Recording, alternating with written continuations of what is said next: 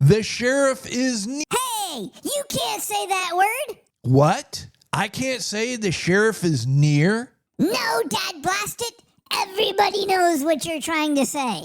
Yeah, I'm trying to say the sheriff is near. No, Dad, burn it, Dad, blast it. You're trying to say the N word with a hard R and everything. And that's naughty.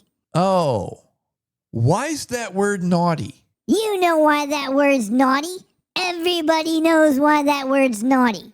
It's obvious. No, I don't know why that word's naughty. Explain it to me. That word is a slur. It's used by naughty people to demean and insult. Good people would never use that word. Oh, you're saying the speaker's intent. Why they use the word matters. Gotcha. But Mel Brooks uses the word to illustrate that being naughty is evil. So what's the problem? No, Dad blast it, Dad gum it, Dad burn it. Naughty people use that word. Therefore, only naughty people use that word. We should ban Blazing Saddles. It is inappropriate for modern audiences. What? That makes absolutely no sense. Me thinks something else is going on here. Architectural Artcast. I have a question for y'all. Who has the right to decide what's appropriate? What's appropriate for society at large? What's appropriate for you? I always come back to the question, why are people spending the time and effort trying to tell me what I should find appropriate? Last few years, they're going beyond telling. They're trying to force me to accept their definition of appropriate. Why? This is the era of putting trigger warnings on older movies, outright erasing entire scenes from these movies. The justification for this censorship, the wording of the trigger warnings themselves reveals the game, the agenda. These movies have ideas that modern audiences will find objectionable. They're trying to control ideas. They're trying to control thought. Case in point, a lot of people, way more than I care to try to name, have acknowledged Blazing Saddles could never be made today. And it's not just Blazing Saddles. Comedies can't be made today. Why the hostility towards the comedy? What's the big deal? It's just people laughing. That's the problem. People laughing. Mel Brooks, the director of Blazing Saddles, tells us himself why the art of comedy is under attack. He was approached by a group of rabbis after his success with The Producers. For those of y'all who aren't familiar with The Producers, it's a comedy about a group of Jewish entertainers who are involved in a play that becomes successful in 1930s and 40s Germany. Yeah, I said a comedy. That was the problem that this group of Jewish rabbis had.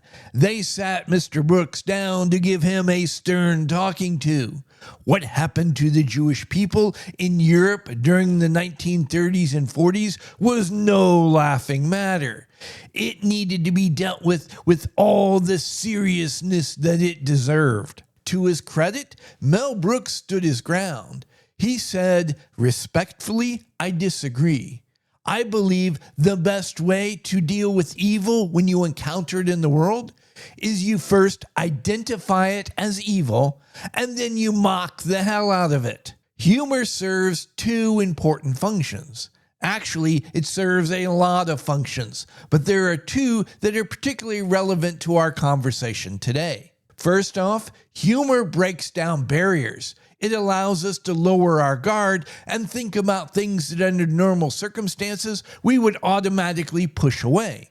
Lenny Bruce, George Carlin, Richard Pryor, just to name a few, made entire careers out of this.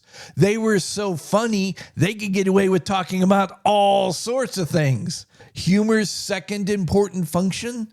Legitimate ideas and legitimate arguments can stand up to scrutiny, discussion, debate, and most importantly, they can survive mockery.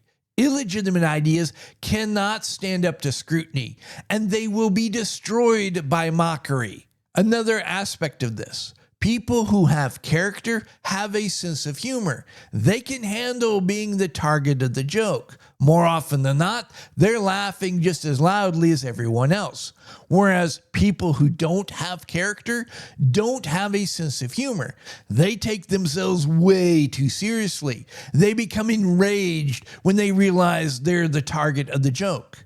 Humor is a really good way of separating the wheat from the chaff. Mel Brooks is a Jewish man who was born and raised in America. He served in World War II. He got to see evil up close and personal. After the war, as a comedy writer, he became connected to some of the biggest names in Hollywood. He lived through the racial strife, the civil rights movement, the race riots, the whole 9 yards of the 1960s. At the same time, he was in a unique position to see all the institutional corruption. By the early 70s, he had something to say about all of it. His chosen weapon? Humor. We got Blazing Saddles. Railroads being built.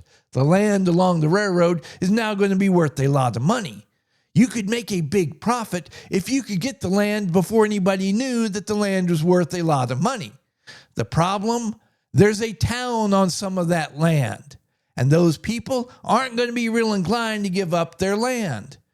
What to do? What to do? The railroad tycoon, in collusion with the governor of the territory, caused crime and violence to skyrocket in that town. When the townsfolk start begging the government for help, they send help in the form of Sheriff Bart, who happens to be near. The plan is to squeeze the town. On one hand, there's out of control crime and violence, but on the other hand, they will have complete hatred for their sheriff, who happens to be near. The thought was the town folks would eventually throw up their hands and leave, abandoning their property, allowing the tycoon and the governor to swoop in, claim all that land, and make lots of money. So, one of the messages of Blazing Saddles is that people in positions of power and influence are willing to stir up a little racial strife in society for their own benefit. That might explain why people in positions of power and influence want to ban Blazing Saddles. I mean, the last thing they would want is the next time they try to stir up a little racial strife for their own benefit, is that people realize they're being manipulated. That might interfere with those plans. But no. They want to ban Blazing Saddles because Mel Brooks used a naughty word. Yeah. Another reason why people in positions of power and influence would be hostile to Blazing Saddles, particularly in this day and age, is it illustrates the absurdity and mind-numbing stupidity of trying to impose group identity upon individuals. The railroad tycoon and governor's plans fall apart almost from the beginning. Their first mistake was the person they sent to be sheriff. Bart is a good and decent man who turns out to be a good sheriff who does his job really well. Their second mistake: the fastest way to get past prejudice and bigotry is to stop seeing somebody as a member of a group and start judging them as an individual. It's all a fancy way of saying the townsfolk got to know Sheriff Bart. First, Sheriff Bart put an end to the crime and violence, the reason he was there in the first place. Townsfolk appreciated that. Second, as I said earlier, Sheriff Bart was a good, decent guy. Likeable, friendly, charismatic. As the town folks got to know him, they discovered they liked him. They started to accept him as sheriff. We can't have that. So Hedley Lamar, the railroad tycoon, came up with another diabolical plan. You see, he knew that all men that are near have a fatal weakness. They're kryptonite. Blonde white women. Where are the white women at? Where are the white women at? Old Hedley heads over to Lily Von Stroop, dance hall entertainer of Germanic origin, and orders her to seduce Sheriff Bart. Once she has Sheriff Bart wrapped around her little finger, he will be under Hedley's control. Now, Lily, she's not real thrilled with this idea at first, because, Sheriff Bart is one of those. Near. Hedley tells her, do it or else. Lily does what she's told. She lures Bart into her dressing room and then throws herself at him. Bart's happy to accept what's being offered, but the plan doesn't work. While Hedley remembered one part of the stereotype, the prejudice, he forgot the rest of it. Men that are near are supposed to be the love 'em and leave 'em type. Yeah, white women might be their kryptonite. We're the white women. But once they get what they want, they move on. And then there's the biggest fear of the bigot. What's the saying? Once you go near, you never go back, or something to that effect. Old Hedley's plan backfired. Lily did seduce Bart, but Bart never had any interest in Lily. So once he took what she offered, he moved on. It was Lily who became wrapped around Bart's little finger, willing to do anything he said. Apparently, old Bart was so good in bed, Lily became obsessed. She ended up stalking Bart the rest of the movie. Lily and Bart reveal the stupidity of trying to judge somebody based upon some sort of group identity. And they reveal the ridiculousness and outright contradictions of a lot of these prejudices, oftentimes telling us more about the person holding the prejudice as opposed to somehow describing any of these groups. Have you all noticed how men who are near have been portrayed in Hollywood the last few years? Always either asexual or gay? It reveals the prejudice of a lot of people in Hollywood. The belief, the fear, that men that are near are always running around screaming, "Where are the white women?" Movies like Blazing Saddles perform two important functions. First, they act like a mirror. If the humor hits a little too close to home, makes us a little uncomfortable, causes us to squirm in our seats a bit, that might be a sign it's time for us to reevaluate our attitudes and beliefs. Second, they also act as a mirror for those around us, individuals, social institutions, and for those in positions of power and influence. They put what's being said and done into context. They allow us to begin to ask questions. Ooh, questions. Now that's problematic. Not appropriate for modern audiences. It's a red flag when somebody stands up and claims they have the right to decide what's appropriate.